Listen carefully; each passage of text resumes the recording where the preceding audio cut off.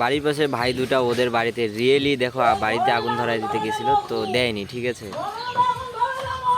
তো ভিডিওটা ফার্স্ট থেকে লাস্ট অব্দি দেখতে থাকো। তো ভাই দেখতে পাচ্ছ, দেখো হাতের মধ্যে তুলা আগুন লাগাই দিবে, দেখো।